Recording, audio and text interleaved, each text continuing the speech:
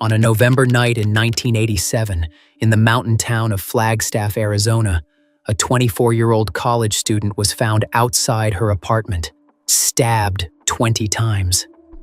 The wounds were grouped tight, all of them within a space smaller than a hand. There was blood on the ground that wasn't hers.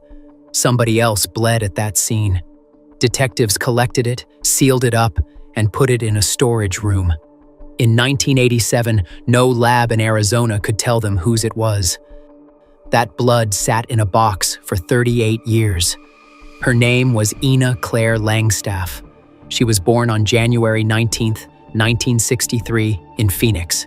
She'd grown up in the Phoenix area in the East Valley, attended high school in the Maricopa County School District, lived for a time in Georgia where she had family, and moved back to Arizona to live with her brother and aunt before enrolling at Northern Arizona University in the fall of 1987. She was a political science major with a minor in French, which meant evening language labs on the north side of campus and long hours in the library between classes. She was 24 years old, older than most first-semester students, and 10 weeks into her classes when she was killed. She'd taken a different path to college than most of the 18-year-olds around her, but she was there, starting something new in a mountain town 150 miles from where she'd grown up. Flagstaff sits at 7,000 feet in the Ponderosa Pines of northern Arizona, about 150 miles north of Phoenix on Interstate 17 and about 80 miles south of the Grand Canyon. It's a mountain town with long winters and a college feel. If you've driven from Phoenix to the Grand Canyon, you've passed through it. NAU brought about 12,000 students into a community of roughly 40,000 people. Ina lived in an apartment on Tucson Avenue in the Old Town neighborhood, a quiet area of older homes and small buildings about 6 blocks from campus. On the night of November 7, 1987, someone attacked Ina outside her apartment. There was no robbery. Her purse was untouched. There was no break-in. Nobody forced their way inside. Nothing was taken. Someone came to her building, attacked her, and left. The weapon was never found, and investigators couldn't tell what kind of blade was used. Detectives from the Flagstaff Police Department responded immediately. They went door to door around Tucson Avenue, talking to residents, students, anyone who might have been nearby that night. But in 1987, DNA testing was brand new. The FBI wouldn't build CODIS, its national DNA database, for another 11 years. Nobody in Arizona could run DNA at that point. No state lab could do it. No private lab offered it. The blood and skin cells from the scene went into storage at the police department and stayed there. The investigation ran hard through the winter of 1987 and into the spring of 1988. Detectives talked to everyone they could find, classmates at NAU, neighbors, people who knew Ina from Phoenix and Georgia, staff on campus. They tried to figure out what her last few weeks looked like, whether anything had changed, whether she'd met someone new, whether anyone had a reason to come to her apartment that night. They looked at whether she'd had problems with anyone, whether anybody had been watching her or following her, while whether any of her relationships had turned bad recently. The Coconino County Sheriff's Office and the Arizona Department of Public Safety pitched in with extra investigators. A tip line brought leads from across northern Arizona and as far south as Phoenix and Tucson. They checked every name against criminal records. They looked for anyone with a history of violence against women anywhere in the area. They ran checks across several counties. They showed up at bars, restaurants, the NAU campus, the neighborhood around Tucson Avenue. 4 detectives worked it full-time for months, pulling away from other cases to focus on Ina's. They checked alibis, work schedules, and vehicle records for every person who came up as a possibility. They looked at everyone from ex-boyfriends to strangers who'd been seen in the area. Nobody matched, and neighbors said they didn't hear anything that night. Flagstaff in November is cold enough that people keep their windows shut and stay inside after dark. The apartment was on a quiet residential block, and the attack happened without any witnesses. Every lead was run down and cleared. The evidence from the scene was there, sitting in storage at the police department, but nobody could test it. DNA work didn't exist in Arizona in 1987. There was no state lab equipped to do it, and no private lab in the state offered the service either. Detectives had the killer's blood and skin cells sealed in an evidence bag, and no way to read them. The science that would eventually solve the case hadn't been invented yet. The case went cold before the end of 1988, but was never officially closed. Over the next 38 years, detectives kept pulling the file, reading the original reports, and looking for something that might have been missed the first time around. The department assigned a new detective to the case every few years as people retired or transferred out. At least 5 different detectives worked it between 1988 and 2024. Each one came to the same conclusion. The physical evidence was there, but the technology to read it wasn't. The file got thicker with review notes over the decades, but the answer stayed the same. Nobody was ever named as a suspect. No arrests were made. Ina's case just sat there, waiting for somebody to figure out how to read what was in that evidence bag. In 2003, a detective formally requested the state crime lab to run DNA analysis on the evidence from the scene. The lab had a massive backlog of cases from across Arizona, and the request never got processed. And it sat in a queue and was never completed. 7 years later, in 2010, another detective wrote in the case file that the evidence should be tested, but the department didn't have the budget to send it to an outside private lab. Flagstaff has about 130 officers covering a growing city of more than 70,000 people. And cold case lab work costs thousands of dollars per submission. Active cases with living suspects always took priority over decades-old evidence from unsolved murders.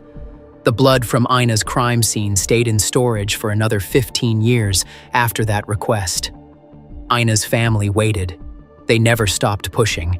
County Attorney Ammon Barker would later say they'd waited nearly 4 decades for answers. Authorities credited them publicly for keeping the pressure on. CODIS, the FBI's national DNA database, came online in 1998. The idea is simple. When someone gets convicted of a serious crime, the state takes their DNA and puts it in the system. From then on, if crime scene evidence from an unsolved case gets tested and uploaded, the system automatically checks it against every profile in the database. If there's a match, it spits it out.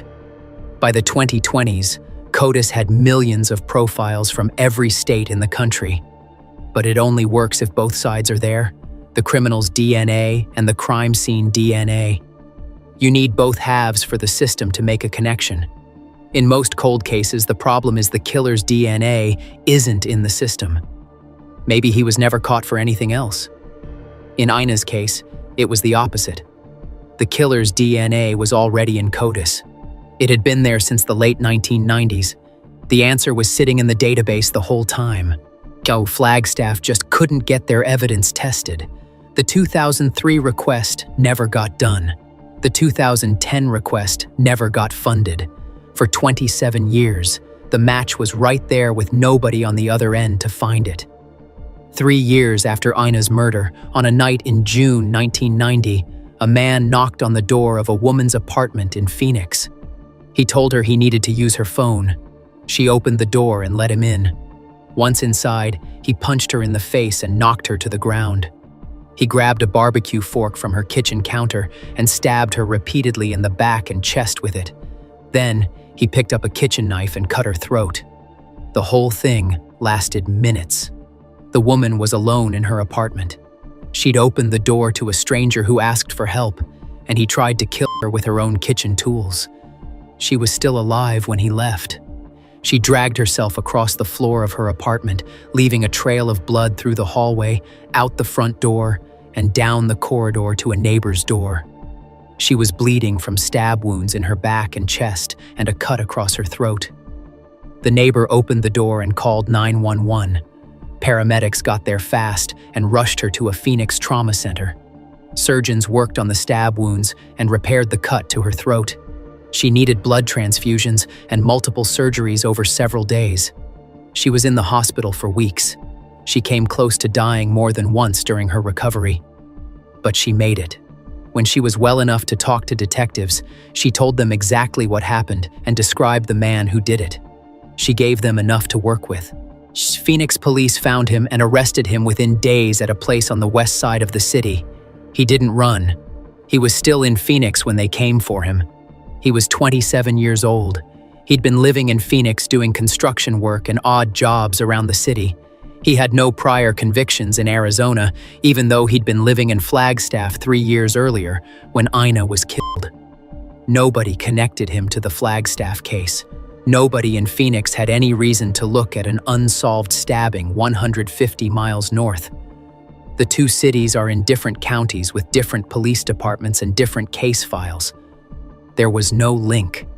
He was charged with burglary and attempted murder. Attempted, not murder, because the woman survived. If she died from the stab wounds or the throat wound, the charge would have been murder. She didn't die. She made it out of the apartment alive, and that one fact changed the charge.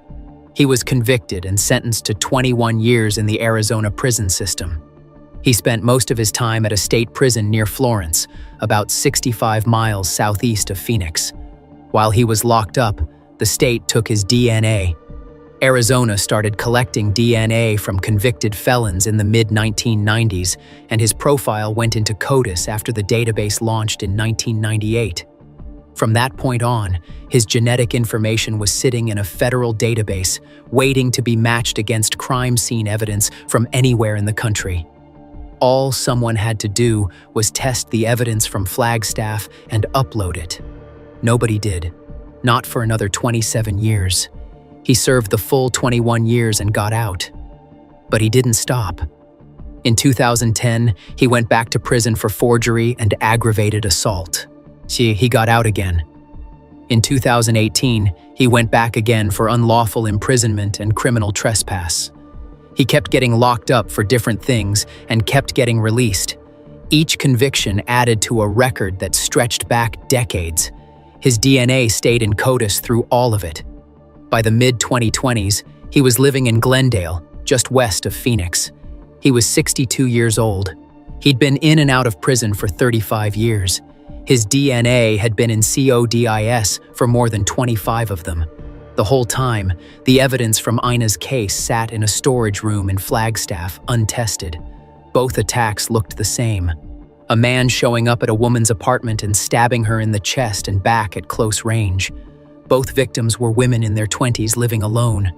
Ina's case was in Flagstaff. The 1990 attack was in Phoenix, 150 miles south. Back then, police departments didn't share cases across county lines the way they do now. There was no shared database, no system that flagged similar crimes in different cities. Phoenix detectives working a stabbing in 1990 had no reason to call Flagstaff about a stabbing from 3 years earlier. They were different departments in different counties with different filing systems. Nobody ever looked at the two cases side by side. The woman who survived the 1990 attack is the reason Ina's case was solved. Without her crawling out of that apartment with a slashed throat, finding a neighbor, and telling police who did it, his DNA would never have been in any database. She's not named in any public reporting on Ina's case, but the whole thing traces back to her. Her survival put him in prison, and his prison sentence put his DNA in CODIS. Yet when the Flagstaff evidence was finally tested 35 years later, his profile was already there waiting. His name was James Arthur Runnels Jr. He was born in 1963 in Arizona. He'd been living in Flagstaff in 1987 at the time of Ina's murder. Records from that period put him in the area during the fall of that year. Employment records and utility accounts confirmed he was in Coconino County when she was killed, living in the same small city where Ina was 10 weeks into her first semester. He left sometime before 1990 and moved south to Phoenix, where he attacked the woman 3 years later. After prison and the later convictions, he ended up in Glendale and lived there quietly for more than a decade. Nobody from the Flagstaff Police Department ever came looking for him. His name had never come up in the investigation. In 2025, a new group of cold case detectives pulled the Langstaff file one more time. They went through every item in the evidence box and found samples from the 1987 crime scene that had never been through modern DNA testing. The evidence had been sitting in storage for nearly 4 decades. Some of it had broken down over the years, but the key samples were still intact. Nobody had ever run them through the kind of testing that was now available. They sent the samples to 2 labs. One was the State Crime Lab in Flagstaff.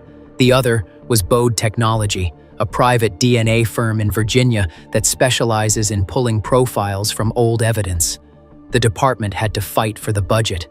Cold case lab work costs thousands of dollars, and a department of 130 officers doesn't have unlimited funding. Yet the detectives who pushed for it argued the evidence deserved one more try. They'd seen what modern DNA work could do with old cases around the country. A supervisor approved the expense and the samples went out. Bode ran the samples through methods designed for old, degraded material. The techniques had come a long way since 2003 and 2010, when the earlier requests had gone nowhere. DNA science in 2025 could pull genetic information from samples that would have been useless 10 or 15 years earlier. This time, enough material had survived to build a profile. They pulled a male DNA profile strong enough to search through coldest. For the first time in 38 years, Flagstaff had something to put into the database. The match came back within weeks. It was James Arthur Runnels Jr., convicted of the 1990 Phoenix attack, whose DNA had been in coldest for more than 25 years. He'd been living in Flagstaff in 1987 when Ina was killed. He'd attacked a woman in Phoenix in 1990 with the same kind of close-range stabbing. He'd been in and out of prison for 35 years on charges that included assault, forgery, unlawful imprisonment, and criminal trespass. After 38 years, the system finally connected him to Ina's murder. Flagstaff detectives spent weeks building their case after the coldest hit. They pulled his records going back to the 1980s and confirmed he'd been in Coconino County during the fall of 1987. They reviewed every detail of the original crime scene alongside the 1990 Phoenix attack and documented the similarities between the 2 cases. The Coconino County Attorney's Office reviewed the evidence and agreed there was enough to take to a grand jury. On March 19, 2026, a Coconino County grand jury indicted Runnels for first-degree murder, nearly 39 years after the crime. 4 days later, Flagstaff detectives drove down to Glendale and arrested him at his home on the west side of Phoenix. They brought him back north to the county jail in Flagstaff. He was 62 years old. He pleaded not guilty at his first court appearance. A judge set bond at $1 million cash only. Coconino County Attorney Ammon Barker announced the arrest alongside the Flagstaff Police Department on March 24th. Ina's family was there. Barker spoke directly about what the case had meant to them. Ina's family has waited nearly 4 decades for answers, he said. Our office has worked diligently to follow the evidence and take this important step toward justice for Ms. Langstaff, her family, and our community. He faces life in prison if convicted. The case is still pending in Coconino County. Investigators said they are looking into whether Runnels may be connected to other unsolved cases in Arizona during the years he was free between prison sentences. Ina Claire Langstaff was 24 years old. She was studying political science and French 10 weeks into her first semester at Northern Arizona University. She'd moved up to Flagstaff from Phoenix to start college. She was stabbed 20 times outside her apartment on a cold November night, and nobody was charged for 39 years. The woman who survived being stabbed with a barbecue fork and having her throat cut in a Phoenix apartment 3 years later is the reason the case was solved. She crawled out, found a neighbor, and told police who did it. That put his DNA in a database. One woman's survival solved another woman's murder. If you enjoyed this case, go check out the other solved cases in the playlist.